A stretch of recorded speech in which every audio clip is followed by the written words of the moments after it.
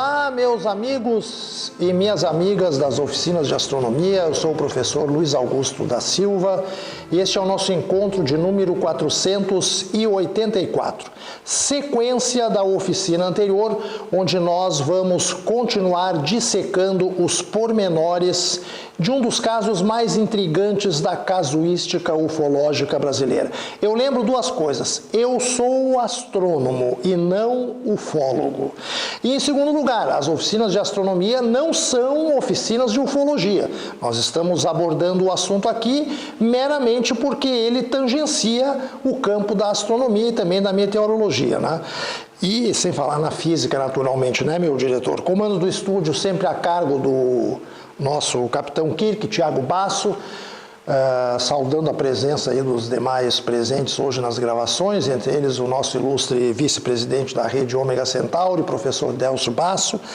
E vamos, antes de prosseguir aqui com os nossos trabalhos de hoje, aos lembretes, começando mais uma vez pela excelente obra do nosso colega Rodrigo Visoni, lá do núcleo da rede Ômega Centauri, no Rio de Janeiro, uma biografia de Roberto Landel de Moura, precursor do rádio.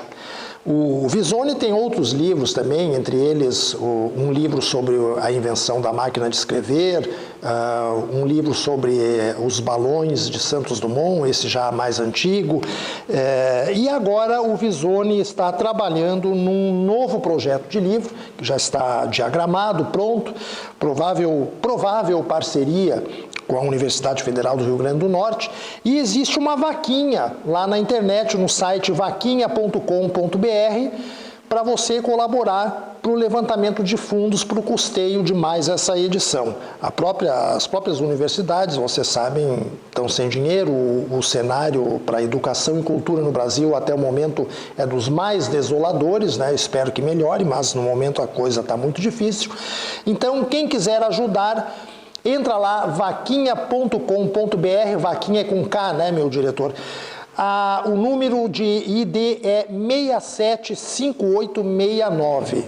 Repetindo, 675869, vaquinha.com.br, e você vai estar colaborando com o novo projeto de livro do nosso colega Rodrigo Visoni. Olha, o ano está acabando, hein? Você não conseguiu ainda o seu exemplar do Anuário Astronômico Catarinense? Não? Então não perca mais tempo. Mande um e-mail para costeira1@yahoo.com, costeira1@yahoo.com, e peça o seu exemplar agora mesmo. Daqui a pouco já está vindo a edição de 2023, né, meu diretor? Não demora muito.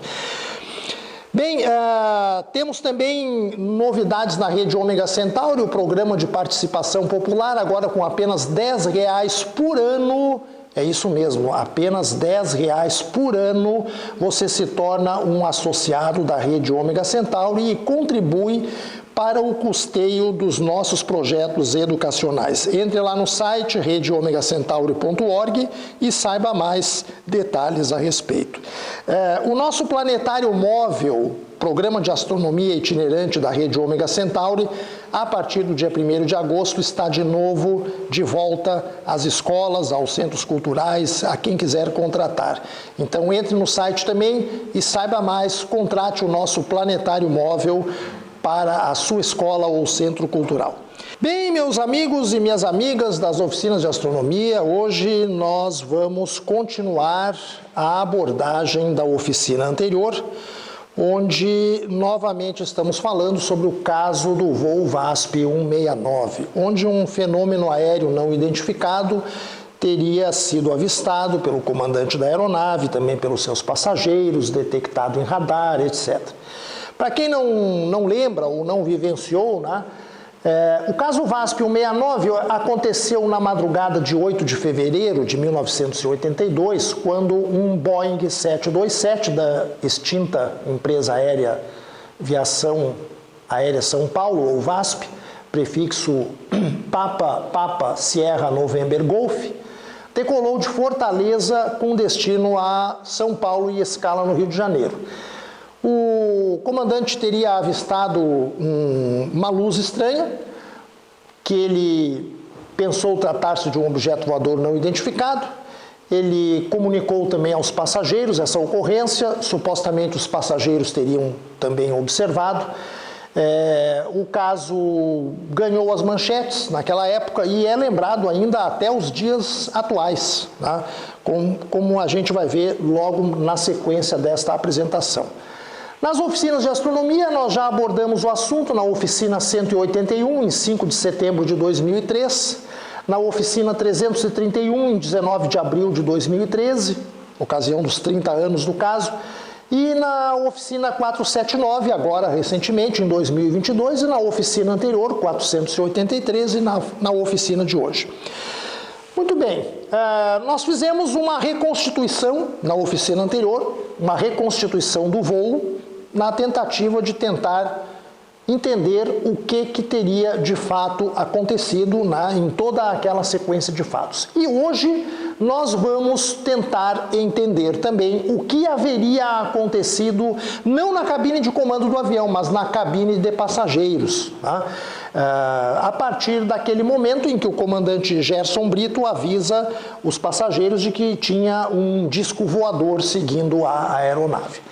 Nós vamos também analisar mais uma fotografia deste suposto objeto aéreo não identificado, que foi muito divulgada na mídia daquela época. Vamos aprofundar a discussão acerca da comprovada ufofilia do comandante Gerson Brito e nós continuamos na nossa viagem, então, através do túnel do tempo, pegando carona no VASP 169, naquela madrugada inesquecível de 8 de fevereiro de 1982. Pergunta inicial do nosso encontro de hoje: o que teriam visto os passageiros do avião? Bom, então vamos tentar compreender o que acontece. Segundo uma das passageiras, a senhora Eliane Belache, que foi entrevistada pela imprensa naquela época, o comandante Brito teria despertado os passageiros por volta das 4 horas e 15 minutos, dizendo que tinha um objeto não identificado seguindo a aeronave já há aproximadamente 10 minutos. E notem que este lapso de tempo, ele concorda com a transmissão de rádio que o Brito fez ao Sindacta, às 4h05, onde ele diz que agora estamos voltando a observar uma luminosidade muito intensa. Tá?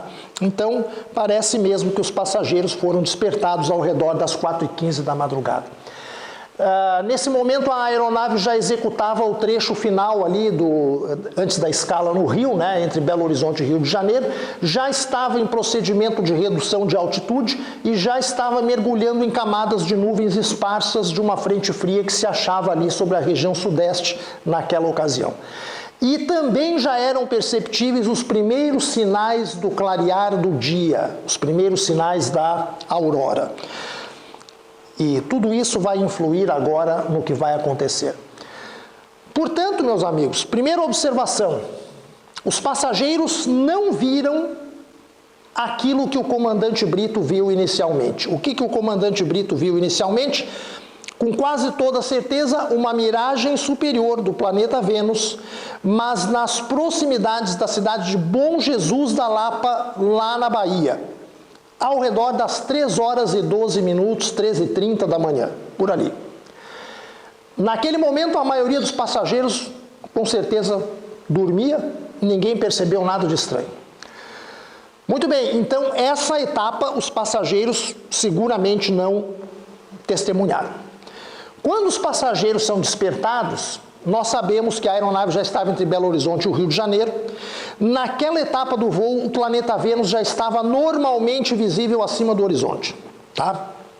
Então, em princípio, o que os passageiros teriam visto, na hipótese de o OVNI ser Vênus, era apenas Vênus com seu aspecto normal, sem deformação por ação de miragens. Tá? E até aquele momento, até o momento em que os passageiros são despertados, ninguém fazia a menor ideia do que já vinha acontecendo. Aquele frenesi de comunicações de rádio entre o voo da Aerolíneas Argentina, o VASP 169, o Transbrasil e o Sindacta de Brasília, Os passageiros ignoravam até o momento tudo isso. Tá? Vênus estava acima do horizonte, ganhando altura gradativamente. A sua luz era cada vez menos extinta pela atmosfera terrestre. Havia nuvens que passavam por perto ali. Essas nuvens, muito provavelmente, simularam um efeito de aproximação e afastamento aparente de Vênus em relação à aeronave. Quando passava uma nuvem, o brilho de Vênus diminuía e isso simula um afastamento.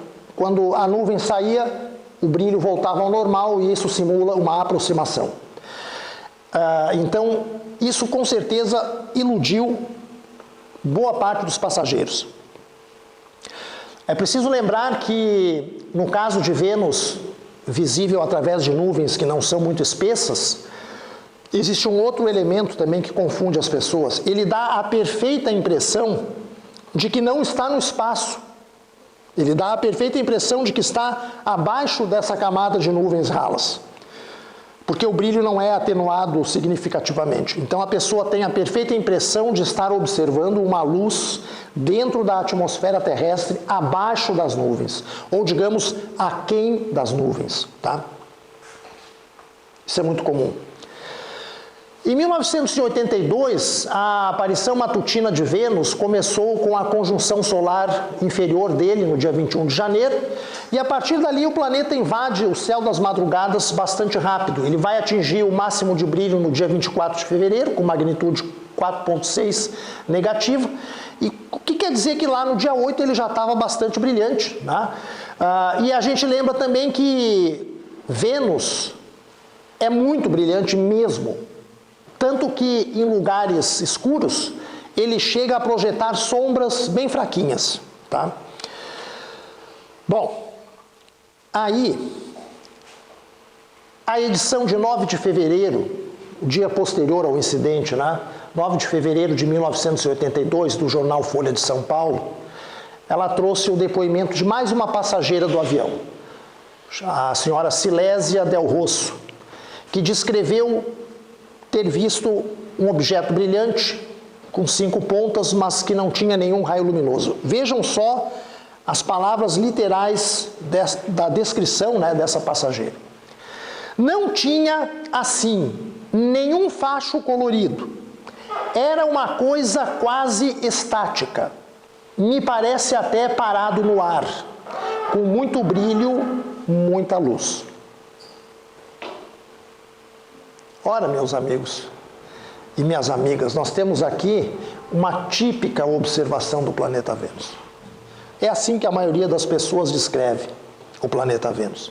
A gente costuma dizer que Vênus parece um farol de aeronave acionado quando está se aproximando da pista para pousar, né? Ou quando vai decolar.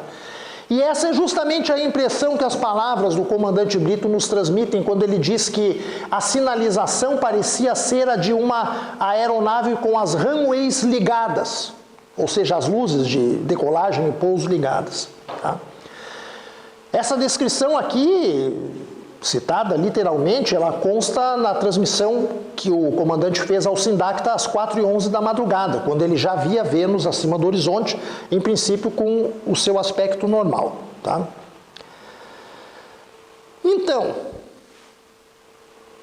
vejam só, considerando que os passageiros teriam sido despertados às 4h15 da manhã, aquelas 6 imagens que nós analisamos lá na oficina 479, obtidas pela passageira Lígia Auxiliadora Rodrigues, elas teriam sido capturadas alguns minutos depois desse horário, digamos entre 4h15 e talvez 4h30 da madrugada. Né? E lá na oficina 479 nós já demonstramos que essas fotos mostram o reflexo das luzes de navegação da extremidade da asa esquerda do avião em nuvens rapidamente passantes que estavam ali próximas da aeronave. Vamos botar aqui inclusive uma das imagens, né, que seria a melhor imagem que ela já obteve, onde a gente vê aqui a extremidade da asa esquerda, uma das luzes de navegação tem cor alaranjada, né? E aqui o reflexo de mesma cor em uma nuvem passando ali bem próximo, tá? Bom, provavelmente quando essa passageira pega a sua câmera fotográfica e olha pela janela e aponta lá para trás, pegando a ponta da asa do avião, ela não viu Vênus. Vênus parece que não chamou a atenção dela, ela não fotografou Vênus, tá? Porque talvez ele tivesse momentaneamente escondido através de nuvens, tá? E também porque eu já mencionei naquela oficina, a oficina 479, que se alguém lhe avisa que tem um objeto seguindo o seu avião, a sua tendência vai ser apontar a câmera para trás, né? Porque se está seguindo o avião, deve estar mais para trás. Então ela não apontou simplesmente para frente da janela, ela apontou em ângulo em direção à traseira da aeronave e pegou a ponta da asa, tá? E Vênus não estava lá, nós já vimos que tem uma diferença de 60 graus entre a posição de Vênus e a posição da extremidade da asa do avião. Bom, então isso, né, para aludir às fotos que aquela menina tinha feito. Bom, existe um relato dos passageiros que chama a atenção, é de que o interior da cabine de passageiros teria ficado iluminado pela luz emitida pelo suposto objeto. Mas aí nós temos que lembrar dois aspectos, nós temos que encarar com muita cautela esses relatos. Por quê? Primeiro porque era noite de lua cheia, tá? Segundo o anuário do Observatório Nacional daquele ano, a lua cheia foi às 5 horas daquela madrugada. E 3 dias antes, dia 5 de fevereiro, a lua havia passado pelo perigeu da sua órbita, menor distância da Terra. Se fosse hoje, a mídia provavelmente estaria se referindo àquela lua cheia como uma superlua. Hoje está na moda, mas naquela época não se falava assim, tá? Então essa dá para dizer que teria sido uma superlua. Ora, as superluas, elas podem ser até 16% mais brilhantes que uma lua cheia comum. Isto é, quando a gente considera uma lua cheia na distância média da Terra, tá? Então pode ser, é perfeitamente possível que os passageiros tenham confundido a claridade do luar que tinha do lado de fora do avião, né, com a luminosidade do tal disco voador, né? Pode ser. Lembro que tinha nebulosidade passante, então a intensidade do luar estava provavelmente variando, né? Quando passava a nuvem o luar enfraquecia, quando saía a nuvem o luar voltava forte de novo, então isso simula variações de intensidade de brilho, né? Que poderiam ser atribuídas a um objeto não identificado. Mas tem um outro fator. Sabidamente, o comandante Brito estava acionando as luzes de pouso e decolagem da aeronave. E essas luzes, elas são muito intensas. Por que ele estava fazendo isso? Porque ele estava tentando estabelecer uma comunicação luminosa com um objeto voador não identificado. Estava tentando sinalizar com as luzes da aeronave. E essas são as luzes mais intensas. Tá? Então é perfeitamente possível que os passageiros, enxergando essas luzes, né, acendendo e apagando do lado de fora e certamente incidindo para dentro da cabine de passageiros, teriam pensado que se tratava de um objeto não identificado. Tá? Nós temos que lembrar que essas luzes, elas são tão potentes que quando as aeronaves estão estacionadas em solo, os pilotos têm que ter cuidado para não ligar essas luzes sem querer, porque pode afetar a visão, inclusive, do pessoal de apoio em terra que está ali em torno da aeronave. Tá? Então, tem aqui uma imagem, inclusive, ó, de um Boeing 727, mesmo tipo do VASP 169, com as luzes de decolagem ligadas, né? Olha ali, ó, da metade da fuselagem para frente ilumina tudo, né? E certamente entra pelas janelas lá para dentro. Então, imagine o comandante acionando e desacionando essas luzes, né? O que o passageiro lá dentro vai pensar? Ele não sabe o que o comandante está fazendo lá na cabine. Tá? O comandante me avisou que tem um disco voador. Pô, essas luzes devem ser do disco voador, são luzes muito fortes. Tá? Então isso provavelmente aconteceu também. Tá? Bom, além daquelas fotos que nós já analisamos da Lígia Auxiliadora Rodrigues, teve um outro passageiro que nunca se identificou, que obteve uma imagem. Essa imagem circulou largamente na mídia daquela época. E os ufólogos, até hoje, afirmam que esta é a foto que prova que o disco voador visto pelo comandante Brito não era o planeta Vênus. Porque, segundo eles, nessa foto apareceriam o planeta Vênus e o disco voador ali por perto. Será verdade? Bom, esse é um dos nossos objetivos hoje. Nós vamos esclarecer essa questão. Mas vamos fazer um pouquinho mais de suspense, tá? Vamos esperar um pouquinho mais. Se o nosso colega Rodrigo Visoni está assistindo esse vídeo, segura aí, Visoni, segura aí. Não vale adiantar o vídeo para ver a análise da foto. Você tem que continuar assistindo na sequência normal, tá? Eu sei que você está ansioso para saber qual é a interpretação que nós vamos dar para essa imagem. Então, antes de analisar essa imagem propriamente dita, nós vamos ainda olhar outros aspectos do voo. Primeiro aspecto, sabemos que outras aeronaves participaram do incidente. Mas a pergunta é, outras aeronaves viram o OVNI? Participar do incidente é uma coisa, ver o OVNI é outra. E os ufólogos dizem que a observação do comandante Brito foi confirmada pelas tripulações de duas outras aeronaves, uma da Transbrasil e outra da Aerolíneas Argentinas, que voavam ali naquela região ao mesmo tempo. Então vamos olhar isso mais de perto. Não é bem assim, meus amigos. Não é bem assim. E eu repito, não é bem assim. Porque na oficina anterior, nós vimos as conversas de rádio mantidas por esses pilotos com o Sindacta.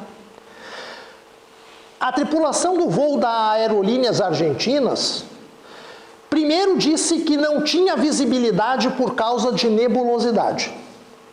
E depois, quando o Sindacta pergunta de novo se ela estava vendo alguma coisa estranha, o comandante simplesmente perguntou, não seria o planeta Vênus? Isso é tudo que o voo da Aerolíneas Argentinas manifestou naquela ocasião. A tripulação da Transbrasil primeiro disse que só enxergava nuvens, que nem o Aerolíneas Argentinas. Num outro momento, disse que via o planeta Vênus na posição da luminosidade estranha do comandante Brito. Mas essa tripulação muda de opinião, depois que o Sindacta alerta que estaria sendo detectado pelo radar um objeto próximo do voo VASP 169. Tanto que um dos comandantes lá, um dos pilotos diz, seria Vênus, mas o Sindacta está pegando no radar. O que esse fato demonstra? Apenas uma coisa.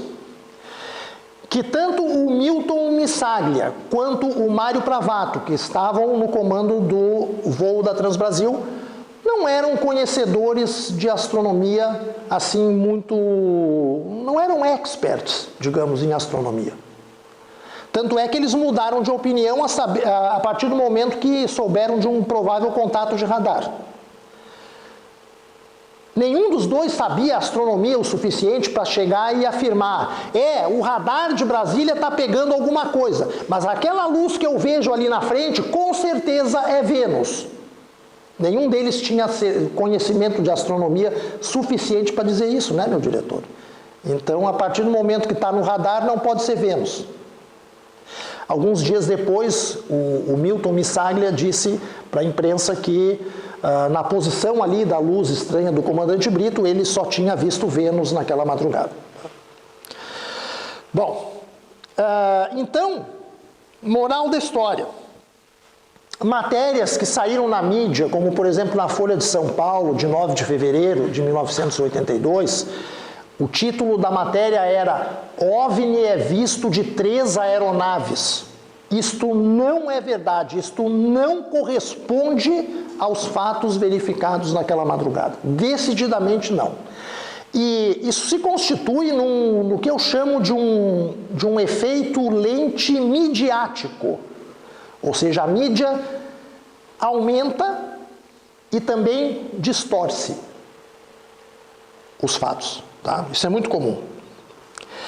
Outro erro comum aí é as pessoas pensarem, porque muita gente manifesta isso, mas eu não posso acreditar que um piloto com 16 mil horas de voo vai confundir o planeta Vênus com um disco voador.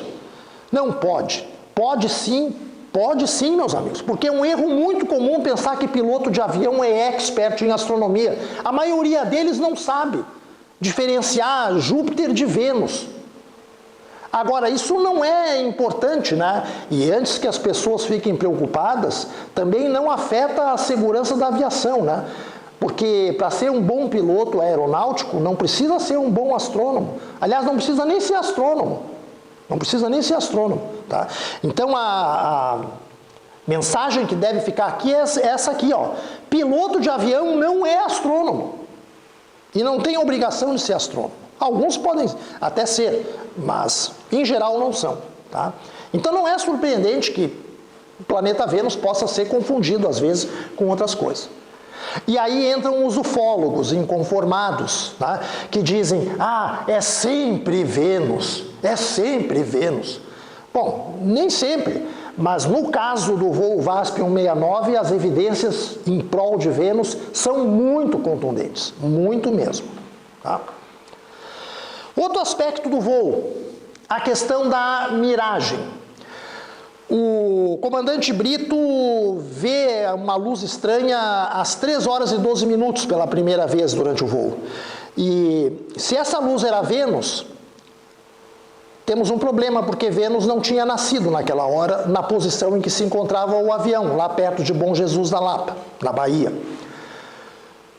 Então, 2 colegas nossos, o Luiz Almeida, que é hoje doutor em física, professor lá na Fundação Universidade de Rio Grande, e o Ricardo Odara, na época os 2 eram estudantes de física, estudantes de graduação de física na Universidade Federal do Rio Grande do Sul, em Porto Alegre. Eles sugeriram que havia uma condição atmosférica anômala naquela ocasião, que produziu uma antecipação do nascimento do planeta Vênus. Isso a gente pode chamar, essa condição atmosférica anômala, podemos chamar de miragem superior com formação de um duto óptico, uma espécie de fibra óptica natural que conduziria a luz de Vênus, fazendo com que, embora ele estivesse abaixo da linha do horizonte, ele fosse visto acima da linha do horizonte, tá? E se a gente não recorre a essa hipótese, não tem como explicar a visibilidade de Vênus lá em Bom Jesus da Lapa às 3 horas da manhã, 3 horas e 12 minutos, porque lá naquela posição Vênus nasceria só às 4 da manhã. Tá?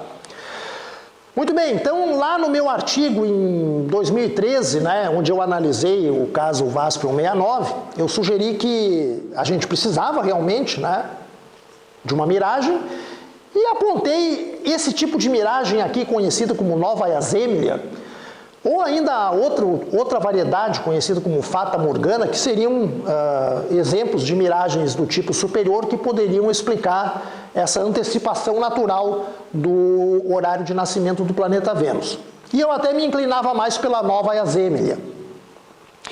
E nós sabemos que existem alguns vídeos no YouTube circulando por aí, onde essa sugestão vem sendo duramente criticada.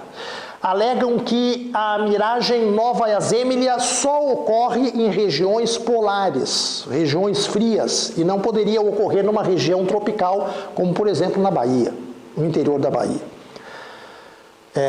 Essa é a alegação, né, usada para descartar essa hipótese da miragem.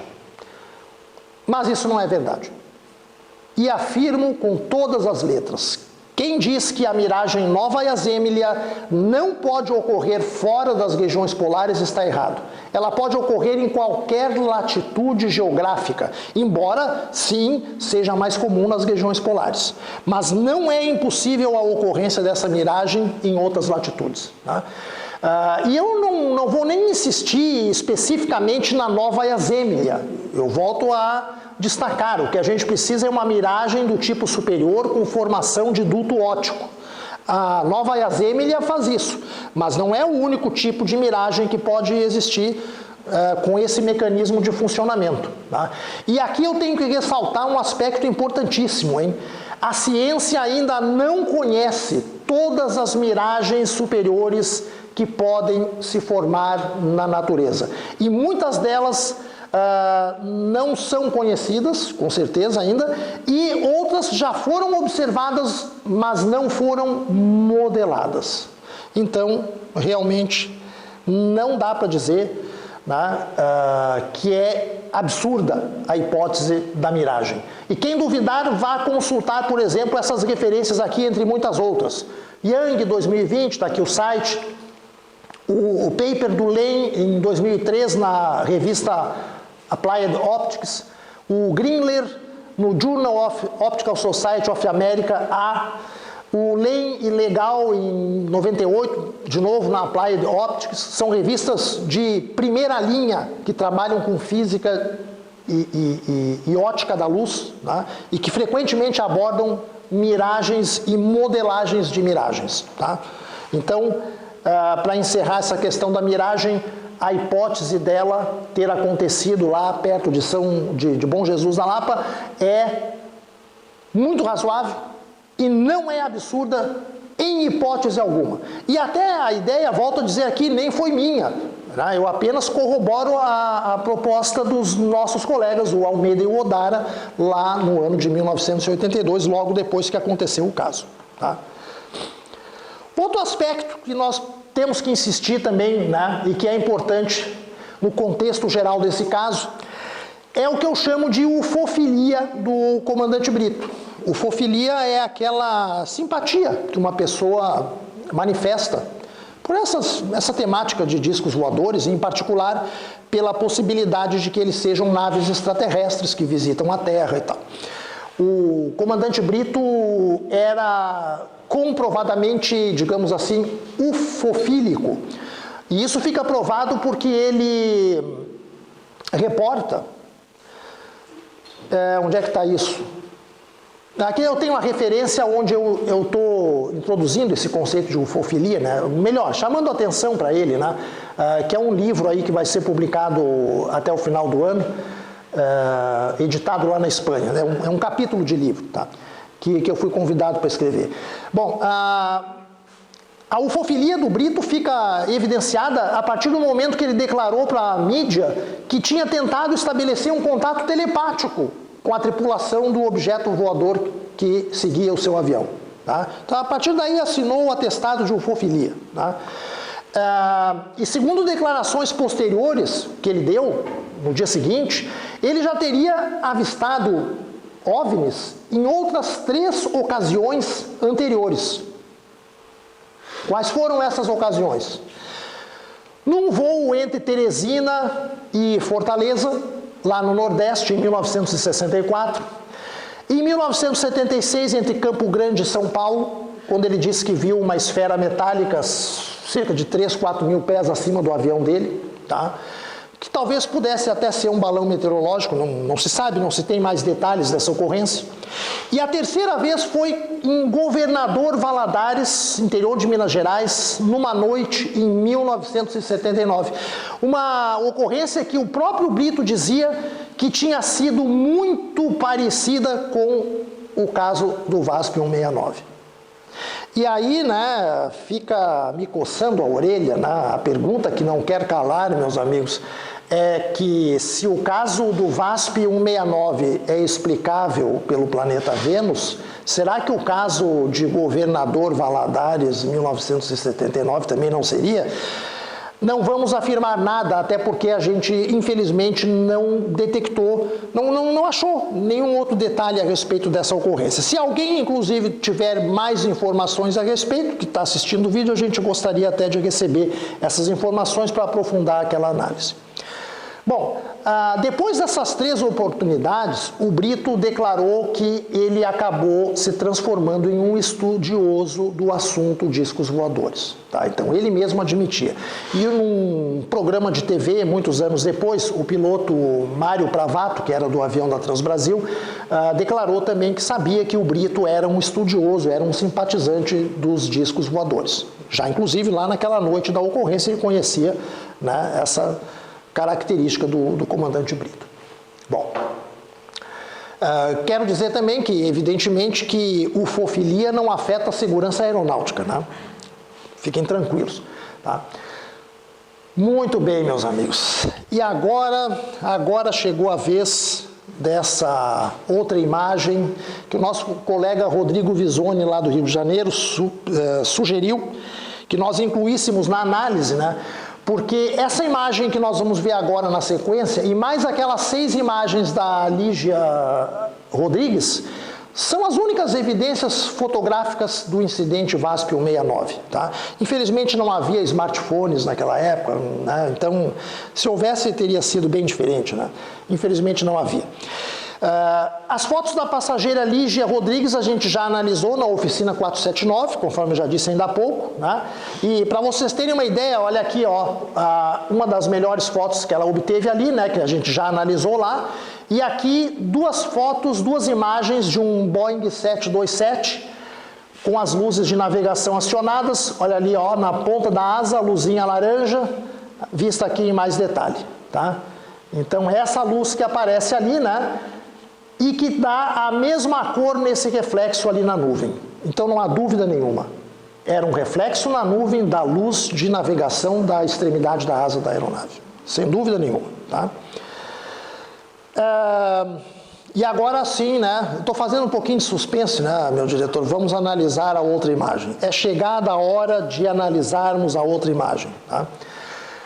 Essa imagem, ela, ao contrário das imagens da Lígia Rodrigues, tá?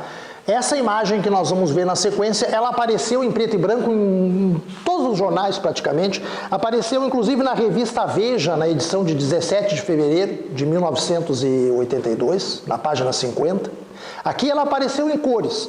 Na maioria dos jornais ela apareceu em preto e branco. Tá? E ela então é conhecida, né? Ela acabou se tornando assim, digamos, o único registro. Olha aí a imagem. Bota aí a imagem no vídeo, meu diretor. Fecha a tela com a imagem aí.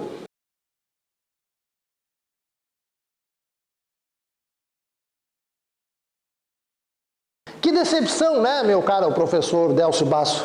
Esperava ver coisa mais interessante, né? Uma foto decepcionante, né? Em cima dessa foto foram construídas as mais diversas elucubrações. O nosso querido amigo, inclusive já ministrou oficinas de astronomia em outras oportunidades, o jornalista gaúcho Fernando Sampaio, um abraço nosso ao Sampaio nessa ocasião. Ele é especializado em divulgação científica. No Correio do Povo, jornal Correio do Povo, de 14 de fevereiro de 1982, página 49, ele publicou lá no artigo dele a foto e o seguinte comentário: a foto mostra 2 luminosidades. Uma é claramente um foco luminoso no lado direito do clichê. Acontece que no Correio do Povo a foto foi reproduzida espelhada, trocando a esquerda pela direita. Tá? A imagem foi publicada, espelhada. Então, uma é claramente um foco luminoso, com tamanho que sugere Vênus, quando nascendo no horizonte e sendo ampliado por pequenos cristais de gelo, em suspensão na atmosfera, ou até mesmo leve campo de cirros em formação. Já a luminosidade que se observa à esquerda, bem maior, não encontra explicação tão facilmente. Isso foi o que declarou o nosso grande amigo, o jornalista Fernando Sampaio, naquela ocasião. Tem um vídeo no YouTube onde os autores do vídeo, o Paulo Mauso e o Cláudio Suenaga, afirmam no preâmbulo do vídeo que esta fotografia provaria claramente que o OVNI do caso VASP 169 não era Vênus, porque a foto mostra Vênus e o OVNI ao seu lado. Nós já vimos em análises anteriores, né? Se o OVNI não era Vênus, necessariamente Vênus teria que estar quase que coladinho com o OVNI. Não há como escapar disso. Muito bem. O nosso amigo Rodrigo Visoni, agora num e-mail aí que trocamos recentemente, sugeriu que talvez a imagem mostrasse Vênus à esquerda e a miragem de Vênus à direita. Mas nós podemos descartar tranquilamente essa opinião, essa interpretação. Tá? Porque se fosse realmente uma miragem superior de Vênus, ela teria que aparecer acima de Vênus e não do lado. A menos que a imagem tenha sido reproduzida rotacionada de 90 graus, o que não é impossível, tudo bem. Tá? Tudo bem, não é impossível. Então vamos para a nossa análise e interpretação dessa imagem. Em primeiro lugar, eu quero chamar a atenção para o seguinte: essa imagem não guarda nenhuma semelhança com as imagens da Lígia Rodrigues e nem com os desenhos que o comandante Brito fez da luz que ele observou.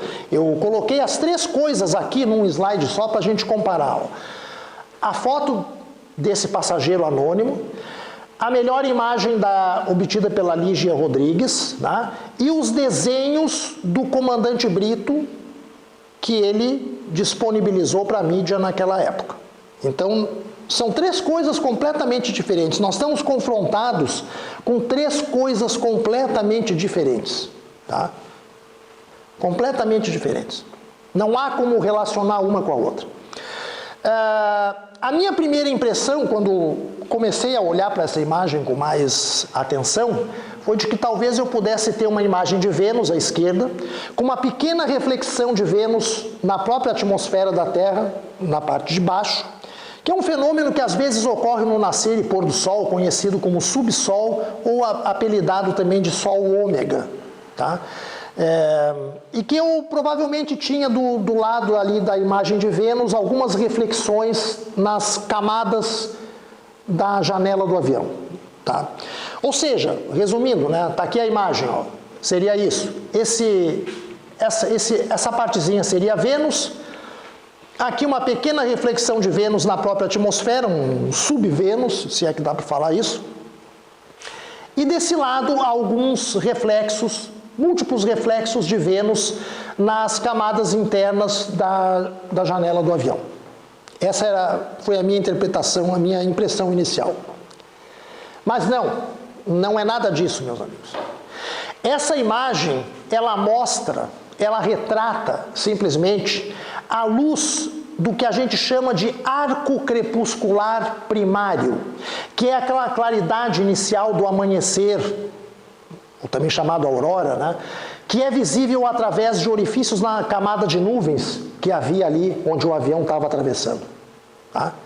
Então nós temos ali nuvens provavelmente do tipo stratocúmulos, que são nuvens baixas, frequentemente associadas com frentes frias, e o passageiro simplesmente fotografou a claridade do início do amanhecer do dia através de furinhos nessa camada de stratocúmulos. Tá?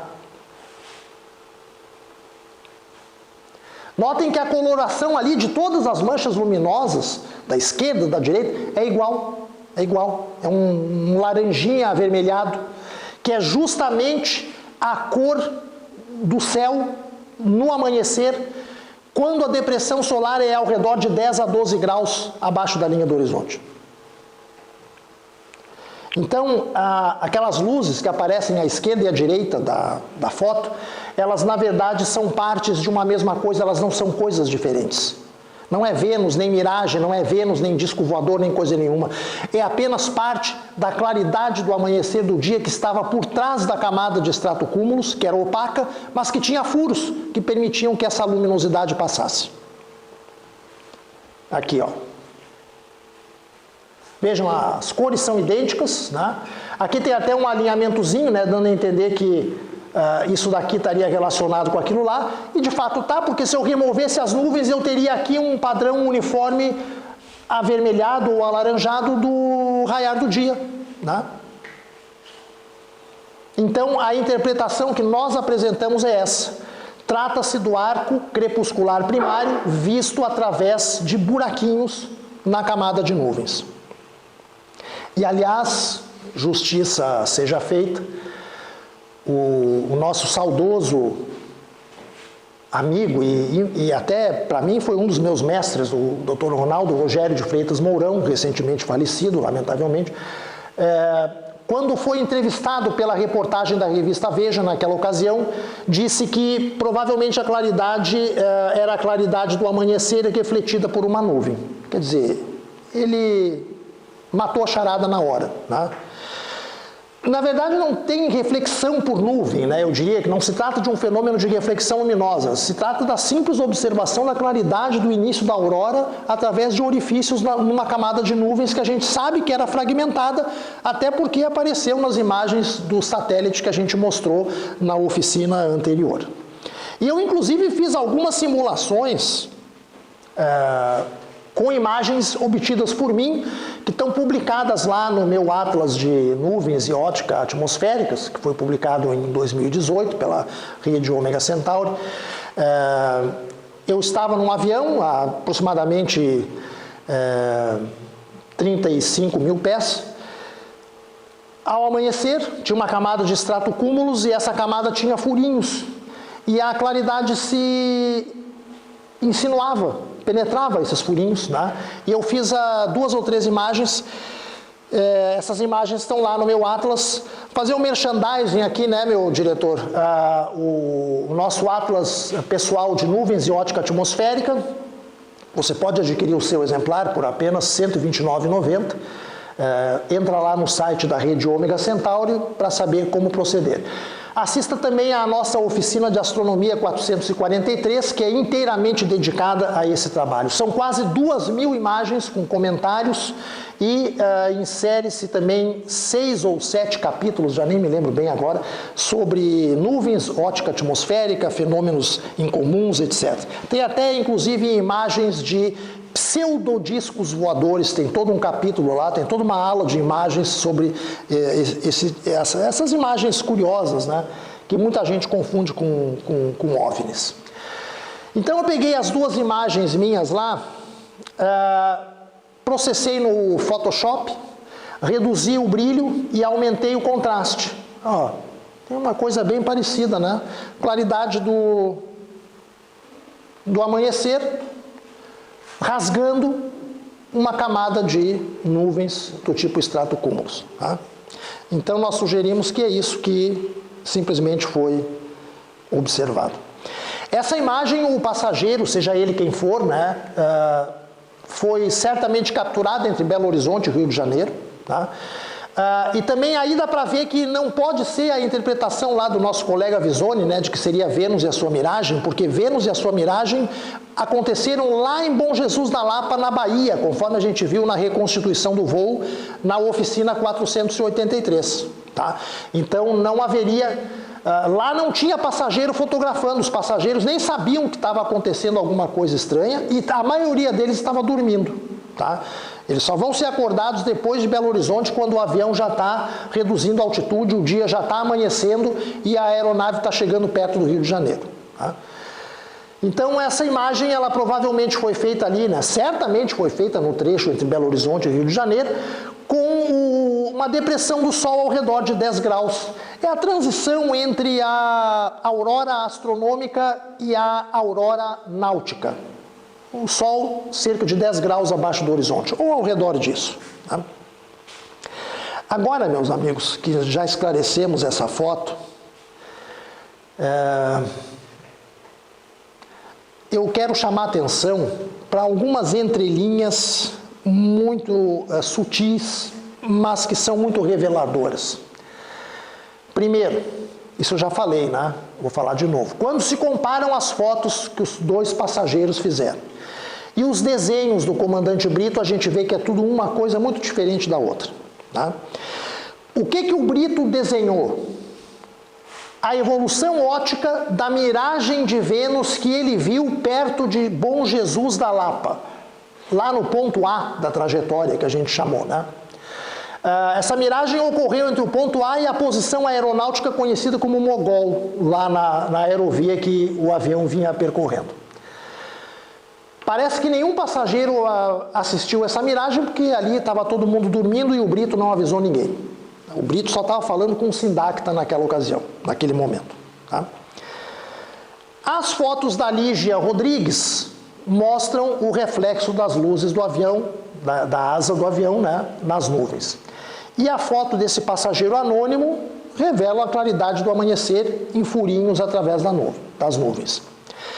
Agora, quando a gente compara as fotos que a Lígia Rodrigues fez com a foto desse passageiro anônimo, a gente percebe claramente, meus amigos, que os passageiros, embora tenham sido alertados pelo comandante, olha, tem um disco voador seguindo a aeronave, tá? Foram despertados e avisados. Os passageiros, apesar disso, não sabiam exatamente o que iam ver ou fotografar. Tanto que a menina, essa aqui, a Lígia Rodrigues, pega a câmera e aponta lá para trás para a asa do avião. O outro anônimo, não sei em que direção apontou a câmera, mas poderia apontar em qualquer direção que ia pegar a claridade do amanhecer. Tá? Aí tem os relatos visuais, né? Ah, eu vi uma luz branca fixa, não sei o que e tal. Tá? Ou seja, os passageiros estavam dormindo tranquilos. Aí eles são pegos de surpresa no meio da noite. Eles acordam, né? Eles tentam olhar pelas janelas, mas eles não tinham ideia nenhuma do que tinha para ver lá fora. Estão se dando conta disso? Quer dizer, a desorientação é geral, né? A desorientação é geral. Então, um fotografa a asa do avião, o outro fotografa o amanhecer, sei lá. Né? E o detalhe que desponta aí é o seguinte. Bom, nem todos fizeram fotos, né? As fotos foram só 2 passageiros, pelo menos conhecidos. Mas muitos fizeram observações visuais. E aí devem ter enxergado Vênus, como eu disse antes, variando de brilho por causa da luminosidade, aliás, da nebulosidade, né? Aumentava as nuvens, diminuía o brilho e vice-versa, né? Enfim.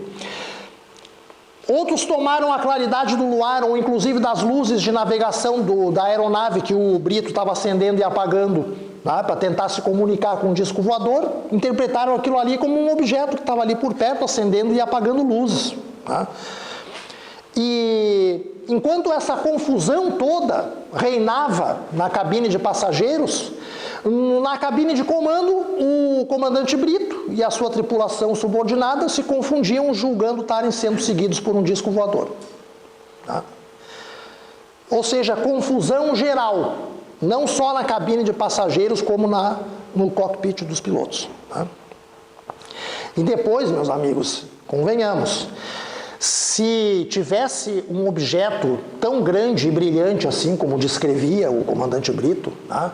Seria de se esperar que, uma vez que os passageiros são alertados, eles olham pelas janelas e todos, literalmente todos, vão convergir para esse objeto extraordinário que está ali do lado de fora. Então as fotos mostrariam a mesma coisa e não mostram. Isso é um indício de que não havia nada de muito extraordinário para ver do lado de fora do avião. Tá?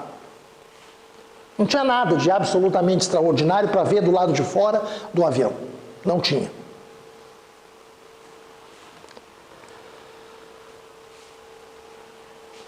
Bom, eu não sei se vocês já estão cansados. Não está cansado, meu diretor? Eu já estou cansado. Eu já estou cansado. Olha, eu já estou cansado desse caso VASP 169. Tá? Eu já estou cansado. Tá? Quais seriam as conclusões que a gente poderia tirar? Tá? Vamos encerrar o assunto. Tá? A partir de todas essas investigações sérias que foram feitas. Tá? Que o incidente do voo VASP 169 não passou de uma simples observação equivocada do planeta Vênus, inicialmente distorcido por um efeito de miragem atmosférica superior, testemunhado por um piloto reconhecidamente ufofílico, tá? e que depois vai mobilizar a mídia, as autoridades aeronáuticas, a opinião pública, etc. Né?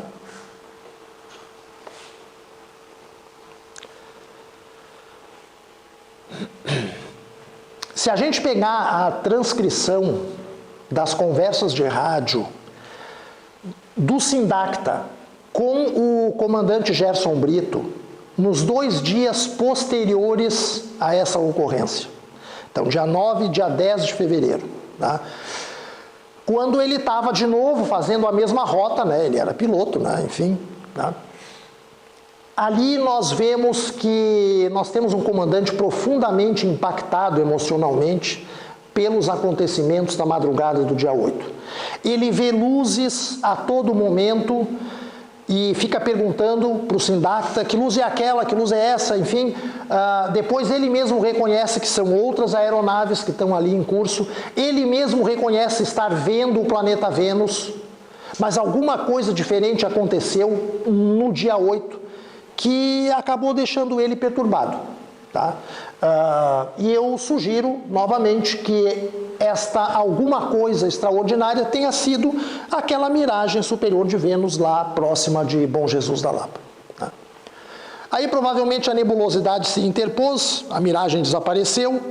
Quando Vênus reaparece, normalmente mais tarde, entre nuvens, ele julga ser a mesma coisa que ele tinha visto antes, não reconhece que é Vênus, tá? Talvez pelo impacto, a surpresa de ter observado aquela miragem, tá? E aí passa a pensar que era outra coisa que não o planeta Vênus. O que mais podemos acrescentar? Se a meteorologia tivesse ajudado um pouco, ou seja, se o céu estivesse claro na parte sul do território baiano e no norte do estado de Minas Gerais, o que provavelmente teria acontecido? A miragem teria surgido e desaparecido. E algum tempo depois, Vênus teria nascido normalmente. E vimos que Vênus nasce normalmente quando a aeronave passava lá na posição mogol. Né? Foi até uma coincidência isso. Uma coincidência muito interessante. Né? Bom, ninguém na época, lá em 1982, seria capaz de apostar que esse caso, o VASP 169, ia acabar se transformando num dos casos clássicos da ufologia brasileira. Tá? E que 40 anos depois ainda seria lembrado. Quem assistiu, e está disponível no YouTube inclusive, na íntegra, quem assistiu à sessão recente lá no Senado Federal, em Brasília, sobre os discos voadores, sessão feita no dia 24 de junho desse ano de 2022, por ocasião, né, dos 75 anos do caso Kenneth Arnold, que nós já comentamos aqui na oficina 455. Quem assistiu àquela sessão vê que o caso ainda é lembrado hoje em dia com destaque, mas infelizmente cheio de distorções. Lá chegam a afirmar, inclusive, que o avião voou de Fortaleza para Brasília. Vê se pode, meu diretor. O voo foi Fortaleza, Rio, São Paulo. Aí o cara lá disse Fortaleza, Brasília. Talvez existam motivos políticos por trás disso, não sei, né? Mas não corresponde à verdade, né? Não corresponde à realidade. Outro detalhe, né? Eu já comentei isso rapidamente. Se naquela época, em 1982, existissem os smartphones de hoje, então o caso seria muito mais fácil de esclarecer, porque a gente não teria 3 ou 4 ou 5 imagens, a gente teria centenas, mais de uma centena, eram 143 passageiros, teríamos mais de uma centena de vídeos e, sei lá, centenas de fotos, talvez milhares de fotos do que estava do lado de fora do avião. E aí teria sido muito mais fácil esclarecer essa ocorrência. Mas, infelizmente, né, naquela época não existiam essas facilidades, né? Então a gente tem que fazer todo esse tipo de análise trabalhosa, né, que tem sido feita.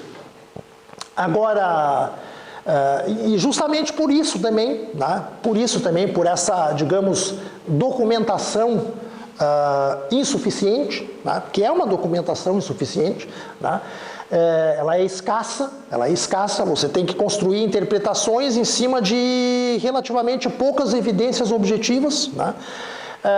Mas justamente por isso é que se criou uma lenda em torno do caso VASP 169. E essa lenda não vai morrer não, meus amigos. Não é por causa da oficina de astronomia 484 que a lenda do VASP 169 vai morrer. Até porque o que não falta são, a gente tem visto por aí a todo momento, ufólogos despreparados, apegados a ideias pré-concebidas e que muitas vezes dispensam, além do emprego rigoroso da metodologia científica, em alguns casos isolados, até mesmo dispensam a própria honestidade na hora de ir investigar ocorrências complexas, e eles fazem essas investigações de maneira incompleta, superficial e, em alguns casos, até de maneira irresponsável. Tá? Bom, para finalizar, eu quero dizer que lá no site da Rede Ômega Centauri, portal Ciência e Cosmos, que é o espaço onde eu escrevo lá no site, dentro de mais alguns dias, os interessados vão encontrar um arquivo em PDF, um texto, com cerca de 50 páginas, onde nós aprofundamos ainda mais o conteúdo dessas duas oficinas, a 483 e a 484. Tá? Então, quem quiser poderá acessar, baixar e ler e estudar gratuitamente. Ou seja, acreditamos que o caso VASP 169 esteja perfeitamente esclarecido, esmiuçamos os seus detalhes, todos, de uma maneira exaustiva, cansativa, tá? Tanto lá em 2013 quanto agora em 2022, tá? E acho que não há nada mais a acrescentar. Tudo indica haver sim se tratado de uma observação equivocada de Vênus e, na minha opinião, não cabe mais nem choro nem vela. Obrigado e até a próxima oficina de astronomia.